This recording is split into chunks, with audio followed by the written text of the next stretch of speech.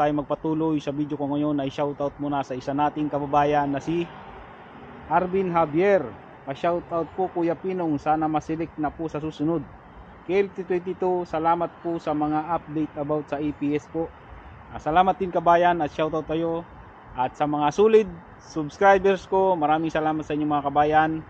At ang video ko ngayon ay kunting kaalaman lang mga kabayan tungkol sa pag-apply dito sa South Korea. Doon sa mga naghihintay ng employer, lalong-lalo na doon sa mga nagkaroon na ng employer, at doon sa mga nagka-CCBI na, at doon sa mga nagkaroon na ng tentative entry date, yung TED. Ito yung kunting kaalaman lang para sa inyo, no, kasi may isang kababayan tayo na nag-comment sa isang video ko na na-move yung flight niya. Kahit naman sa amin pa noon ay talagang meron nang namumove ang flight. Hindi na bago yan. Babayan natin, hindi ko na lang babanggitin yung pangalan niya. Ang pagkakaalam ko ay October pa dapat yung flight niya, pero namove yung flight niya ngayong November 24. Ang layo At ito ay nangyari din sa akin dati. Namove siya ng paabante, hindi pa atras. Ang flight ko dapat noon ay July 12. Tapos pagtingin ko, nagkaroon ako ng tentative entry date ng July 12. Tapos siguro pagkalipas ng 2 araw, tiningnan ko ulit kung yun na ba talaga yung flight ko. Nagulat ako kasi napaabanti siya ng 1 linggo. Naging July 5 yung entry date ko dito sa South Korea, hindi na naging July 12. Samantalang yung iba ay napapaatras yung iba sa amin noon ay totoo ito mga kabayan kasi may kakilala ako noon na kasamahan ko sa Korean Language Center na 3 beses siyang na-move yung flight ng paatras. Minsan nakakagulat din kasi yung ibang kakilala ko noon nauna sa aking nagka-employer ng 1 buwan. 1 buwan na ang nakakaraan nung nagka-employer sila bago ako nagka-employer. Tingnan nyo mas nauna pa akong nakaalis kaysa dun sa kakilala ko na nauna sa akin nagka-employer. Naka-flight ako ay July 5, pero siya ay nakauna pa ako sa kanya ng 2 linggo. Naka-flight siya ay July 18. Pero okay lang yun kasi importante naman talaga ay makarating dito sa South Korea. At tungkol sa pagka-cancel, nakakancel lang ganyan na tentative entry date, ang nakakaalam lang yan ay HRD Korea, kasi sila ang nagdi-decide niyan kung kailan kayo aalis.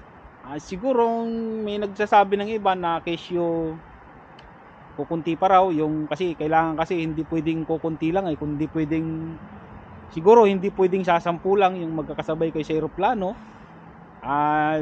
Kami nun ay 60 katao kami nun na magkakasabay sa eroplano.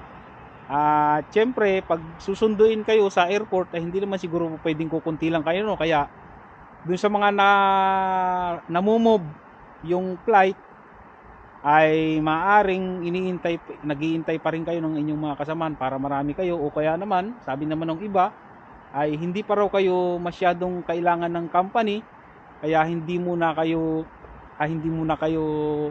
pinapapunta dito sa South Korea. At ikwento ko na rin mga kabayan, ako noon ay nagka-employer ng May 31, tapos pagdating ng July 5 naka-flight na agad ako. Halos 1 buwan at 1 linggo nakapunta na ako dito sa South Korea.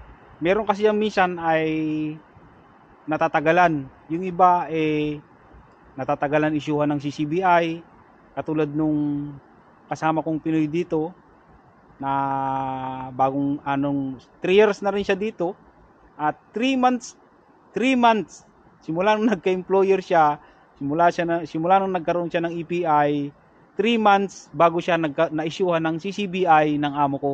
Dahil nga yun na nga rin ang naging dahilan, hindi pa siya kailangan ng amo ko, at yung papalitan niya ay siguro mga 6 months pa bago umuwi, kaya hindi mo na siya inisyuhan ng CCBI.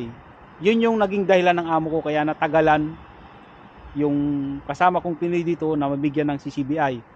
Ang nangyari naman sa akin noon ay kaya minadali ako kasi nung nagka-employer ako ay May 31, pagdating ng June 6 yata o 7, kasalukuyang na-attend ako ng Korean language refreshing dun sa DMW na 5 days. Habang nag-seminar kami doon ay dumating yung CCBI ko. Kailangan na ako. Kaya minadali nila akong papuntahin dito sa South Korea.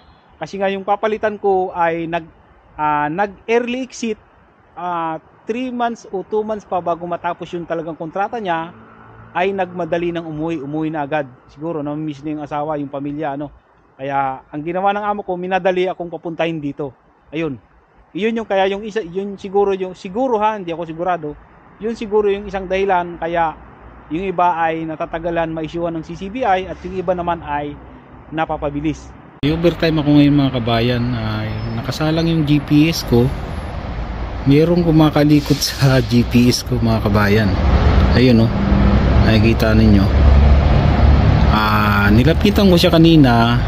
Tinanong ko siya kung bakit nandun siya. Ang sabi niya ay estudyante raw siya at nag-aaral daw siya tungkol sa mga siguro civil engineer to mga kabayan, itong Koreanong bata pa to, siguro mga 19 years old. Sabi niya nag-aaral daw siya sa university. Ayun. Siyempre sasabihin ko rin sa amo ko to, baka mamaya may ginalaw to dun sa GPS ko, kaya nilapitan ko kanina.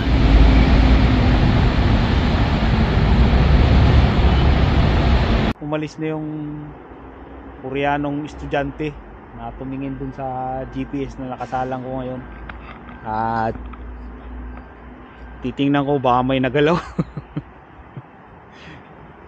Nabidyuhan ko naman siya eh. Papakita ko dun sa amo ko na mayroong tumingin dito. May nagalaw dito, titingnan ko to. Ito yung GPS na salang ko ngayon mga kabayan para sa overtime. Ilawan natin para makita natin kung may nagalaw ba. Okay naman yung bubbles, pantay naman. Tapos yung level, ayun, pantay naman, nasa gitna. May nilagay kasi siyang aparato dito sa baba eh, dito kanina. Silipin ko na lang dito, ay silipan kung pantay pa rin. Okay naman, pantay naman, nakagitna. Yan ang GPS na salang ko ngayon, parang UFO.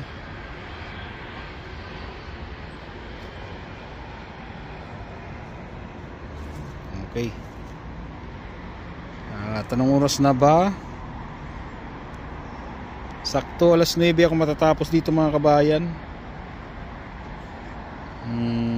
Oras na ay ayan 6:47. Alas 6 ko to sinalang. Halos makakaisang oras na rin pala ako.